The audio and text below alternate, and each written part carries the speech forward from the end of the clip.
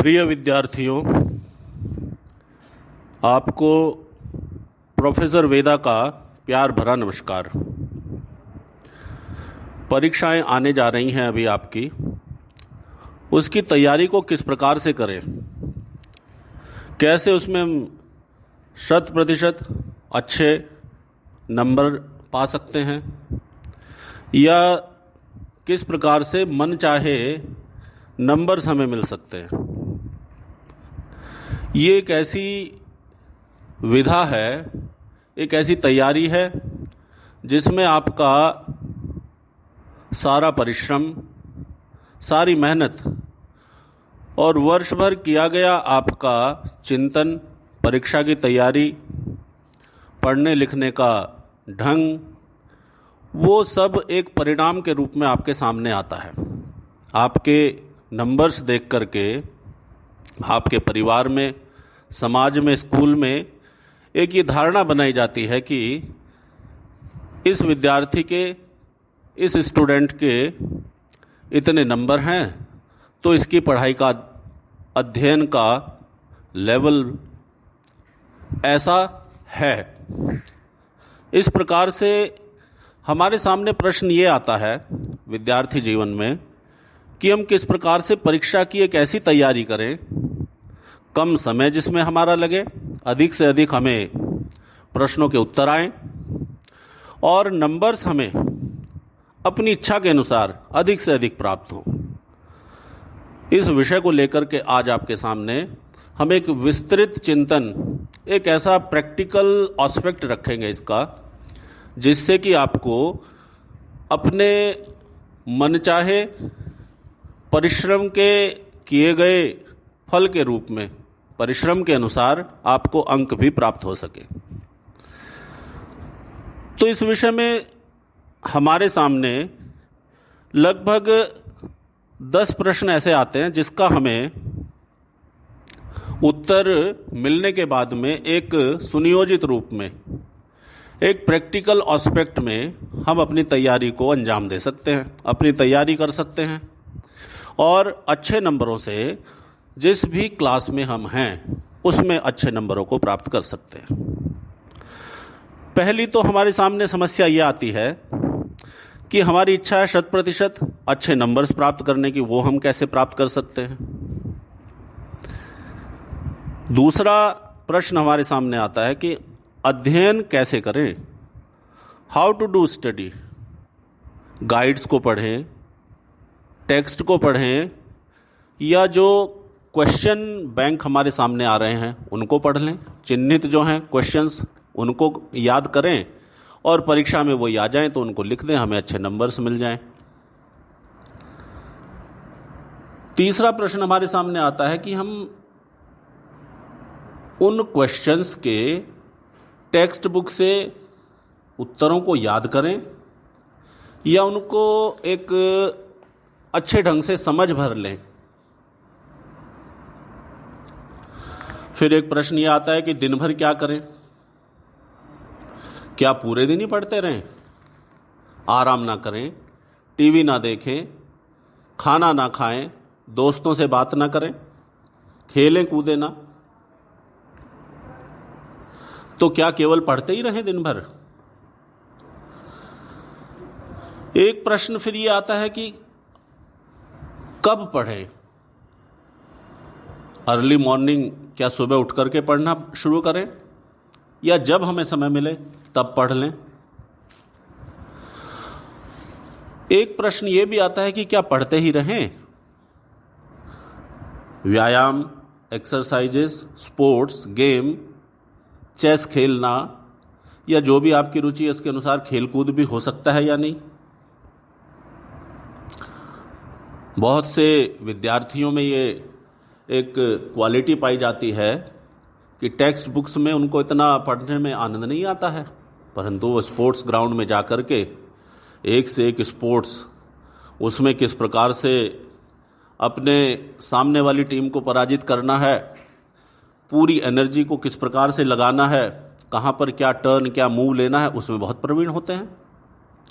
तो एक प्रश्न ये भी आता है कि हम अपनी एक्सरसाइजेस, गेम्स, स्पोर्ट्स क्या उसको भी करें फिर प्रश्न आता है कि मन जो है हमारा, ये तो लगता है टीवी देखने में, मोबाइल में गेम्स वगैरह खेलने में, सोशल मीडिया में, इसको स्वस्थ कैसे रखें, कैसे इसको हम पढ़ाई की तरफ लगाएं। ये भी एक बहुत ही महत्वपूर्ण तथ्य है। यदि मन हमारा स्वस्थ रहेगा, मन यदि हमारा चंचल नहीं होगा, तो हम जो काम 2 घंटे में कर रहे हैं उसको हम और जल्दी कर सकते हैं और अच्छे प्रकार से कर सकते हैं। वो हमारी याददाश्त में भी रहेगा, हमारी स्मृति में भी रहेगा। तो ये कैसे संभव हो पाएगा, ये भी एक प्रश्न है। फिर एक प्रश्न आता है कि हमें पढ़ना ही चाहिए, केवल टेक्स्ट बुक ली हमने, उसको पढ़ लिया, क्या वही हमारे लिए पूरा रहेगा? उसी से हमें परीक्षाओं में अच्छे नंबर मिल जाएंगे? या फिर उसको याद भी करें, या याद ना करें, केवल लिख लें? ये भी एक प्रश्न है। अंतिम प्रश्न हमारे दिमाग में आता है कि हम पूरे टेक्स्ट को पढ़ लें और फिर उसका एक शॉर्ट में नोट्स बना लें, और जो मार्केट में हमें पिछले साल के क्वेश्चन पेपर्स अवेलेबल हैं उनको हम देख लें। तो ये सारे प्रश्न जो हैं हमारे मन में जंजाल की तरह से बन जाते हैं। यानी कि हम पढ़ना प्रारंभ करते हैं, अपना अध्ययन शुरू करते हैं, और इनमें से कोई ना कोई एक प्रश्न हमारे मस्तिष्क के सामने आ जाता है। इन सब मन के प्रश्नों को यदि हम समाधान की ओर ले जाएंगे तो परीक्षा की तैयारी में हम अधिक सफलता को प्राप्त करेंगे। इन्हीं को एक एक करके क्रमशः हम सुलझाएंगे और एक ऐसा मार्ग देने का, एक ऐसा उपाय, एक ऐसा रास्ता देने का प्रयास करेंगे जिससे कि आपका कम समय में मन को स्वस्थ रख करके, अपनी संपूर्ण एनर्जी को लगा करके एक ऐसा प्रयास हो जो आपको 100% यानी कि 100% अच्छे नंबर्स को, अच्छे मार्क्स को दिला सके। यदि हमारे मन में प्रश्न आ रहा है कि 100% नंबर हमें प्राप्त करने हैं, तो उसके लिए हमें सबसे पहले जो भी हमारे सिलेबस में बुक्स हैं उन बुक्स की एक लिस्ट बनानी होगी। उसमें कितना सिलेबस आ रहा है ये भी हमें नोट करना होगा, उसको देखना होगा। और उस टेक्स्ट को जब भी हमें समय मिलता है उसको अवश्य पढ़ना चाहिए। उसमें क्या क्या आवश्यक तथ्य हैं, क्या घटनाएं घटित हुई हैं। यदि कोई इतिहास का विद्यार्थी है तो उसको उन तिथियों का पता होना चाहिए। यदि साइंस का विद्यार्थी है, विज्ञान का विद्यार्थी है, उसको उन प्रैक्टिकल्स के फार्मूला, उन प्रैक्टिकल्स में कौन कौन से केमिकल्स यूज़ हो रहे हैं, क्या उसकी टाइम लिमिटेशन है, ये सब चीज़ें भी हमें याद हो जानी चाहिए। उस टेक्स्ट को पढ़ने से, उस बुक को, उस सिलेबस को, उस प्रिस्क्राइब्ड पुस्तक को पढ़ने के बाद में हमें क्या लाभ होगा कि हम आवश्यक घटनाओं को, तिथियों को,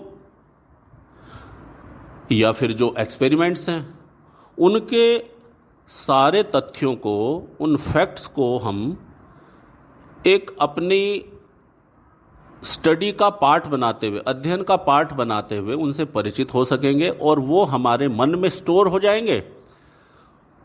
उससे संबंधित जो भी क्वेश्चन होगा, रिलेटेड क्वेश्चन को आप लिखने में अपने आप को सक्षम पाएंगे। कुछ लोग कहते हैं कि मुझे 100% नंबर ही चाहिए, 100% मार्क्स चाहिए। और अभी तो आप देख भी रहे हैं हमारी सोसाइटी में, समाज में, परिवार में नंबरों का बड़ा महत्व हो गया है। 12th स्टैंडर्ड, 10th स्टैंडर्ड, कहाँ तो 99% और कहाँ पर एक विद्यार्थी जो है 60-70%। तो ये इच्छा प्रत्येक विद्यार्थी में होती है कि उसको अधिकाधिक नंबरों को पाना है।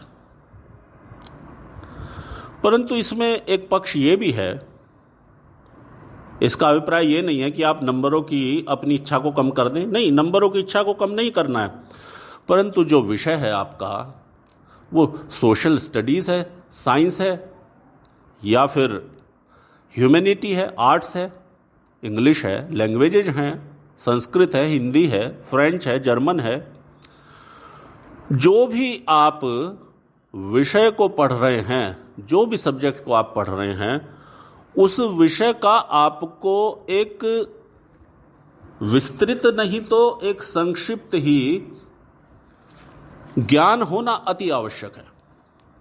यदि आपने किसी प्रश्न को भी पढ़ लिया और उस विषय का आपको संपूर्ण ज्ञान नहीं है, अर्थात आप 5वीं सीढ़ी पर तो पहुंच गए, परंतु पहली सीढ़ी का ही आपको यदि ज्ञान नहीं है, तो वो 5वीं सीढ़ी केवल आपको एक उद्देश्य के लिए कि मुझे परीक्षा में लिखना है, वहीं प्रयोग करने के लिए बस आपको एक वो इंस्ट्रूमेंट के तौर पर हासिल हो जाएगी।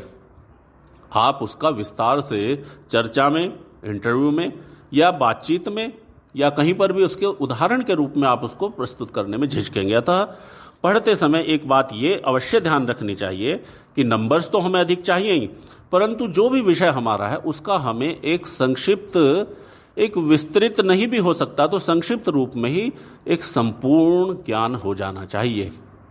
उस सब्जेक्ट का हमें एक रियल एस्पेक्ट, उसमें कहना क्या चाह रहे हैं, किस बारे में कहना चाह रहे हैं, कौन कह रहे हैं, किस विषय को उसमें उठाया गया है, उसका एक दिग्दर्शन, उसका एक प्राइमरीली एक्नॉलेजमेंट, एक नॉलेज आप हमारे पास में आवश्यक रूप में होना चाहिए। प्रश्न था कि मन को कैसे लगाएं। मन एक ऐसा हमारे शरीर के अंदर फैक्ट है, एक ऐसा तत्व है, देखा जाए तो पाश्चात्य विद्वान लोग तो मन की अवस्था कोई नहीं मानते, परंतु हमारे शास्त्र जो हैं, जिन्होंने इस बारे में विस्तृत चर्चा की है, उनका कहना यह है कि जहाँ पर मनुष्य जो है करूं या ना करूं, जाऊं या ना जाऊं, इस काम को करना अच्छा होगा या नहीं होगा, इस प्रकार के संकल्प और विकल्प में फंसा होता है, उस स्थिति को, उस प्री थॉट प्रोसेस को ही मन कहते हैं। जैसे कि आपने पढ़ने का मन बनाया और पढ़ने के बाद में आपके मन में ये बात आई कि अभी नहीं, थोड़ी देर बाद पढ़ लूँगा, अभी नहीं, इस काम को बाद में कर लूँगा, करूँ या ना करूँ। संकल्प विकल्पवान मनः, जहाँ पर आपके थॉट प्रोसेस में उस काम को करने ना करने की, अभी करूँ या बाद में करूँ, किसी भी प्रकार की झिझक रहती है, वो आपके स्तर जो है मानसिक स्तर के रूप में व्याख्यायित किया गया। अर्थात आपने यदि मन में कोई भी तथ्य, कोई उद्देश्य, कोई लगन अपने लगाई है और वहाँ पर जरा भी आप उसको करने या ना करने के इस पशोपेश में हैं, तो वो एक मानसिक स्तर के रूप में व्याख्यायित किया गया। जब आप इस संकल्प और विकल्प से, इस ना या हाँ से एक निश्चय में पहुंच जाते हैं, संकल्पात्मिका बुद्धि, अर्थात अब आपने निश्चय कर लिया कि अब मुझे इस कार्य को करना ही है, anyhow I have to do this work, anyhow I have to study, तो वो आपका स्तर बौद्धिक स्तर हो जाता है, बुद्धि का स्तर हो जाता है। उसको आपको इतना महत्वपूर्ण अंग के रूप में लेना चाहिए, जिस प्रकार से आप युद्ध में लड़ने के लिए जा रहे हैं, परंतु आपके पास में कोई हथियार ही नहीं, वेपन ही नहीं है, तलवार ही नहीं है, तो आप किस प्रकार लड़ पाएंगे। ये भी आपका एक शारीरिक स्तर से ऊपर आकर के मानसिक स्तर पर एक अपने निश्चय को, अपने उद्देश्य को, अपने ऑब्जेक्ट को पूरी तरह से करने की ठान लेना, अपने मन में दृढ़ निश्चय कर लेना, ये आपका एक मानसिक स्तर से बुद्धि के स्तर पर पहुंचने का प्रयास है। एक प्रश्न ये होता है कि हम याद करें या समझें। जब आप किसी भी टेक्स्ट को पढ़ते हैं और उस टेक्स्ट की हेडिंग, यानी कि पाठ का शीर्षक क्या है, उस लेसन में, उस अध्याय में, उस लेखक ने, उस शिक्षक ने क्या कहने का प्रयास किया, जब हम इसको समझ जाते हैं तो टेक्स्ट को पढ़ते हुए आधा वो हमें स्वयं ही याद हो जाता है। उसमें हमें मुख्य घटनाओं को, मुख्य तिथियों को या उन एक्सपेरिमेंट्स को याद करने के लिए अलग से एक नोट्स के रूप में लिख लेना चाहिए। कोटेशन है कोई, या कोई पारिभाषिक शब्द हैं, ट्रेडिशनल वर्ड्स हैं, उनको याद कर लेना लिखते समय बहुत सहायक होता है। जब आप परीक्षा में क्वेश्चन पेपर को सॉल्व कर रहे होते हैं तो वो आपके घटनाएं, तिथियां, एक्सपेरिमेंट के फार्मूला या ट्रेडिशनल वर्ड्स वो आपको उस समय याद रहते हैं। तो आप उस घटना को, उस क्वेश्चन के आंसर को, उस स्थिति को, उस घटे हुए घटनाक्रम को या उस एक्सपेरिमेंट को समुचित प्रकार से, अच्छे प्रकार से लिख पाने में समर्थ होते हैं, जो आपको उस प्रश्न के अधिकाधिक नंबर दिलाने में सहायक होता है। अब एक प्रश्न ये आता है कि हम केवल पढ़ते ही रहें क्या? शारीरिक व्यायाम, शरीर स्वस्थ रखने के लिए भी कुछ करें या ना करें? इस प्रश्न के लिए स्वामी विवेकानंद की उस कोटेशन को हमें याद करना होगा, जिसमें उन्होंने कहा है कि एक कोने में बैठकर के पढ़ता हुआ विद्यार्थी गीता को समझने में सक्षम नहीं हो पाएगा। किसकी तुलना में? उसकी तुलना में जो फुटबॉल खेल करके विद्यार्थी अपने शरीर से पसीने को निकालने में सक्षम है। जब आप शारीरिक श्रम करते हैं, जब आप किसी स्पोर्ट्स में, किसी गेम में, किसी भी प्रकार के कार्य में अपने आप को इन्वॉल्व करते हैं, तो आपका शारीरिक स्तर जो है वो एक उस तथ्य की ओर बढ़ता है जहां पर आप स्वस्थ रूप में, जहां पर आप समग्र रूप में अपनी एनर्जी को कलेक्ट करके अपने कार्यों में लगा लेते हैं और उसका परिणाम आपको एक बहुत ही अच्छे रूप में प्राप्त होता है। आप दिन भर जो हैं किसी भी कार्य को करें, उसको पूर्ण मनोयोग से करें। मनोयोग अर्थात उसको आनंद के साथ में करें, ये समझ करके ना करें कि ये काम मुझे करना पड़ रहा है।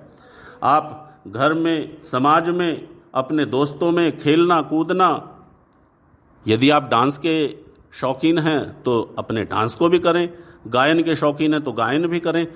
अर्थात आप अपनी दिनचर्या को सामान्य एक रूप में रखें, परंतु ये सारी चीज़ें आपकी उस दिनचर्या का अंग हैं। जब आप अपने अध्ययन में, अपनी स्टडी में बैठें तो इन विषयों से पूरी तरह अलग हो जाएं। अपने मन को वहां से उठा करके आप केवल अपने अध्ययन की ओर ही लगाएं। एक प्रश्न है कि इस मन को हम स्वस्थ कैसे रखें? इस बारे में जानने के लिए आपको मैंने अभी बताया था कि संकल्प विकल्पवान मनः, अर्थात हम जहां पर अपने आप को पशोपेश में रखते हैं, अभी नहीं करेंगे, थोड़ी देर बाद पढ़ लेंगे, अभी नहीं जाएंगे, थोड़ी देर बाद चले जाएंगे, अभी नहीं खाएंगे, जहां पर ये पशोपेश अर्थात आप संकल्प और विकल्प के बीच में रहते हैं, करूं या ना करूं, इस स्थिति को मानसिक स्थिति कहा गया है। और जब आप इससे ऊपर आकर के एक बार निश्चय कर लें, प्रतिज्ञा कर लें, उद्देश्य ले लें अपना कि अब ये कार्य मुझे करना ही है, तो तब आपका मन बौद्धिक स्तर पर आ जाता है। और वो बौद्धिक स्तर ही सारे कॉम्पिटिशन्स के लिए, सारी परीक्षाओं के लिए, सारे उन प्रश्नों के लिए जो आपके अंदर हैं या आपको प्रश्न पत्र में पूछे गए, क्वेश्चन पेपर में या परीक्षा में पूछे गए हैं, उसके लिए आप संपूर्ण रूप से अपने आप को सफल पाते हैं। यजुर्वेद में मन के बारे में समझाते हुए ऋषियों ने एक शिव संकल्प सूक्त दिया है, जिसमें कहा गया है कि तन्मे मनः शिव संकल्पमस्तु। हे परमपिता परमेश्वर, हे सरस्वती माता, हे ज्ञान की वरदायिनी माता, मेरा जो ये मन है ना, ये प्रतिज्ञा जो भी ले वो शुभ हो। ऐसा नहीं कि ये ऐसी प्रतिज्ञा को लेके उसमें अपने मन को लगाए जो मैं तो सही समझ रहा हूं परंतु समाज के लिए एक विभीषिका बन जाए। जिस प्रकार से न्यूक्लियर वेपन का बनाना हो गया इस समाज के लिए, भाई न्यूक्लियर एनर्जी को यदि हम और रिसोर्सेज में यूज़ कर रहे हैं तो उससे हमें मनवांछित फल प्राप्त हो रहे हैं, परंतु जैसे ही हम उसको वेपन्स के लिए यूज़ कर देते हैं तो उससे इतना बड़ा विनाश हो जाता है। तो हमारा मन जो है वो अत्यधिक शक्तिशाली है। मनुष्य की सारी एनर्जी को एक जगह केंद्रित करके वो एक प्रतिज्ञा पर आ जाता है, और वो प्रतिज्ञा वेद कहते हैं कि शुभ संकल्प वाली हो, अर्थात उसका उद्देश्य ऊंचा हो, उसमें मनुष्य जाति का हित हो, स्वयं का हित हो, राष्ट्र का हित हो, समाज का हित हो। इस प्रकार से मन को स्वस्थ रखने के लिए एक उपाय जो श्री कृष्ण भगवान ने गीता में भी कहा है। अर्जुन ने उनसे पूछा कि हे श्री कृष्ण भगवान, मन बड़ा चंचल है और मैं इसको अपने वश में करना बहुत ही दुष्कर मानता हूं। इस प्रकार से, जिस प्रकार से चलती हुई हवा को कोई अपनी मुट्ठी में बंद करना चाहे, आप जब भी कोई कार्य करना प्रारंभ करेंगे तभी मन जो है दूसरे बहाने लेगा कि थोड़ी देर खेल लेते हैं, बाद में कर लेंगे, अरे सुबह ही तो है, अभी शाम को कर लेंगे। इस प्रकार से मन आपको वहां से बचाने का प्रयास करेगा। तो श्री कृष्ण भगवान उनको कहते हैं कि अभ्यासेन तु कौन्तेय वैराग्येण च गृह्यते, कि हे अर्जुन, इस मन को चंचल, इस मन को अपने वश में करना कठिन तो है, परंतु निरंतर अभ्यास से, प्रैक्टिस से, कंटिन्यूअस एफर्ट से आप इसको धीरे धीरे साध लेते हैं, अपने उद्देश्य की प्राप्ति के लिए लगा लेते हैं। और वैराग्य, वैराग्य कोई ये साधुओं वाला, सन्यासियों वाला वैराग्य नहीं, अर्थात उन कार्यों को छोड़ करके जिनमें आपका विशेष राग लग गया है, अर्थात आप टीवी देखना, मोबाइल देखना, या घूमना फिरना, या पढ़ाई के समय पे खेलना कूदना, हंसी ठिठोली करना, उनमें जिनमें आप अपने मन को विशेष रूप से लगा रहे हैं, विराग विशेषेण रंजते ते विराग, उस चीजों से अपने मन को धीरे धीरे आप हटाने का प्रयास करेंगे, अभ्यास करते जाएंगे। तो जब आप टीवी देख रहे हैं तब आप अपने मन को निरंतर अभ्यास से, मोबाइल देख रहे हैं निरंतर अभ्यास से अपने अध्ययन की ओर ले जाएंगे, एक प्रतिज्ञा पर, एक ऑब्जेक्ट पे, एक उद्देश्य पे केंद्रित करेंगे। तो तब आप जो कार्य 2 घंटे में कर पा रहे हैं उसको आप 1 घंटे में ही साध्य बना लेंगे। तो ये मन जो है आपका इस प्रकार से निरंतर अभ्यास से स्वस्थ होता जाएगा। एक प्रश्न था कि हमें केवल क्या पढ़ना ही चाहिए, लिखना नहीं चाहिए? किस प्रकार से हम, कौन से मार्ग से, किस प्रोसेस से हम इस परीक्षा के सागर को पार कर सकते हैं? तो वहां पर यह है कि जब आप टेक्स्ट को पढ़ रहे हैं उसको आप नोट भी कर रहे हैं, पढ़ने के पश्चात में आप उसको, जो उसकी मुख्य घटनाएं हैं, तिथियां हैं, एक्सपेरिमेंट्स हैं, उनको आप एक शॉर्ट वे में, एक संक्षिप्त रूप में लिख लेंगे। लिखने के बाद में आप जब भी स्वयं को खाली समझ रहे हैं उनको 1-2 बार पढ़ लेंगे तो आपको याद हो जाएंगे। जब आपके विद्यार्थियों के बीच में चर्चा चल रही है तो आप उनको उस चर्चा में किसी भी प्रकार से उन पॉइंट्स को पकड़ करके बोलेंगे तो वो आपके मन में, आपकी बुद्धि में स्थिर हो जाएंगे, और जब परीक्षा का समय होगा तो आप उनको संपूर्ण रूप में लिखने में समर्थ हो जाएंगे। एक प्रश्न ये भी आता है कि मैं प्रातःकाल पढ़ूं, सुबह जल्दी उठूं, क्या उसी में मेरा अध्ययन हो पाएगा? इस बात में एक तथ्य तो है कि आपका शरीर शांत हो जाता है रात्रि में, आप प्रातः जल्दी उठ जाते हैं, मन भी आपका शांत निर्मल अवस्था में होता है। तो यदि आप पूर्ण मनोयोग लगा करके उस समय अपने मन को साध करके अपनी एनर्जी को संपूर्ण रूप से कलेक्ट करके अपने अध्ययन में लगाते हैं तो उसका फल निरंतर और एक लंबे समय तक एक उस अवस्था में आपको पहुंचा देता है जहां पर आप उसको लिख भी सकते हैं, अपने मित्रों के बीच में या इंटरव्यू में या किसी सभा में आप उसकी चर्चा भी कर सकते हैं। संपूर्ण दिन में फिर आप भागना दौड़ना शुरू करते हैं, मन आपका इधर उधर हो जाता है, शारीरिक श्रम से आपका शरीर थक जाता है, तो वो अध्ययन आपको उस प्रातःकाल के अध्ययन की अपेक्षा में ज़्यादा एनर्जी लगा करके करना होगा।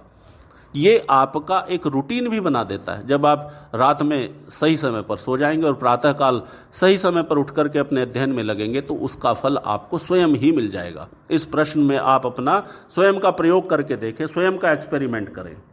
और अंतिम प्रश्न ये आता है कि मैं किस प्रकार से इन सारे प्रश्नों का उत्तर लेने के बाद में एक उस प्रोसेसिंग को या उस प्रक्रिया को, उस तैयारी के माध्यम को पकड़ सकूं जिससे मुझे 100% सफलता प्राप्त ही हो।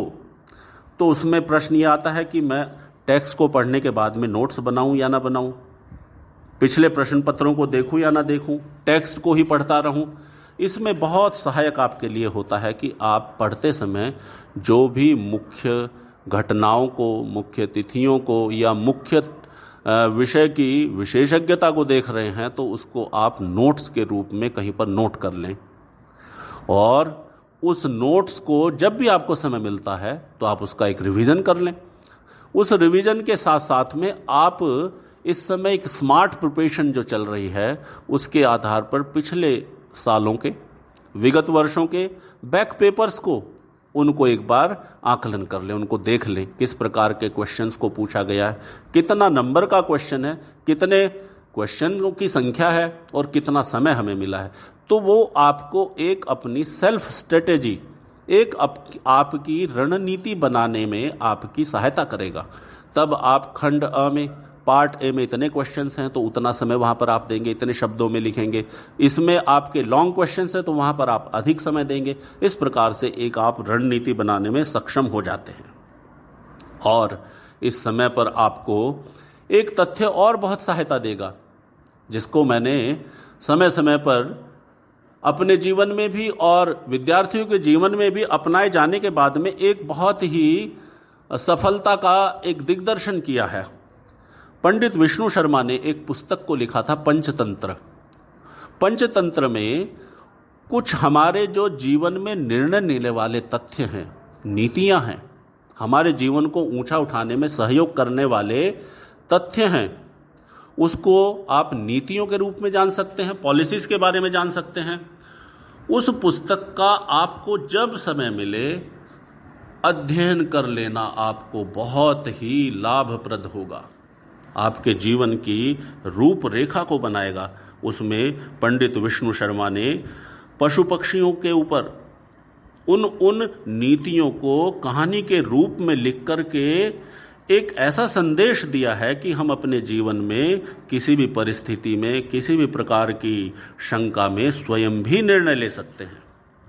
तो ये एक संक्षिप्त रूप में एक परीक्षा करने की तैयारी का एक मार्ग मैंने आपको बताया है।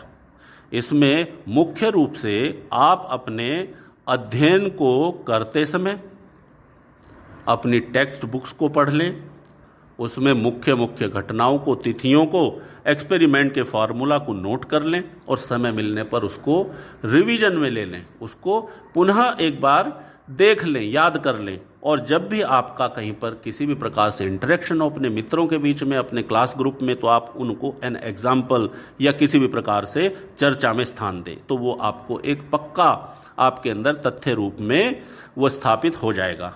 और मन को और शरीर को स्वस्थ रखने के लिए आप अपने गेम्स को, अपने स्पोर्ट्स को, या जो भी आपकी रुचि है उसमें अपने आप को इन्वॉल्व अवश्य करें और अपने मन को धीरे धीरे निरंतर रूप से अभ्यास में लगाएं, प्रैक्टिस में लगाएं। एफर्ट्स से आप उसको एक ऐसी प्रैक्टिस में लेकर के आएंगे जब वो आपके उस उद्देश्य के लिए जिसको आप पाना चाह रहे हैं उसके लिए संपूर्ण रूप में पूरी एनर्जी को, शारीरिक पूरी क्षमताओं का प्रयोग करके बौद्धिक स्तर के माध्यम से आपको उसमें अवश्य सफलता दिलाएगा। और अपने मन को स्वस्थ रखें, शरीर को स्वस्थ रखें, अपने अध्ययन को करते समय नोट्स को बना लें और जितने भी आपके पास एक स्मार्ट स्टडी के रूप में पिछले वर्ष के प्रश्न पत्र आपको उपलब्ध हैं या किसी भी प्रकार से उन प्रश्नों का उत्तर आपको प्राप्त हो रहा है गाइड्स के माध्यम से, आप उनको अवश्य देख लें। और समय में, कितने समय में कौन से क्वेश्चन को हमें उत्तर में बांध देना है, कितने समय में हमें इस खंड को समाप्त कर देना, कितना समय हमें मिला है, इन सब तथ्यों को दे करके एक अपनी सेल्फ स्ट्रेटेजी बना करके अपनी परीक्षाओं में 100% नंबरों को प्राप्त करेंगे, ऐसा मेरा विश्वास है, ऐसा मेरा आप लोगों से अपेक्षा भी है। अतः मैं आज की इस परिचर्चा को यहीं पर विराम करता हूँ। ओम पावकानः सरस्वती वाजेभिर्वाजिनीवती यज्ञं वष्टु धिया वसु। ओम शांति शांति शांति।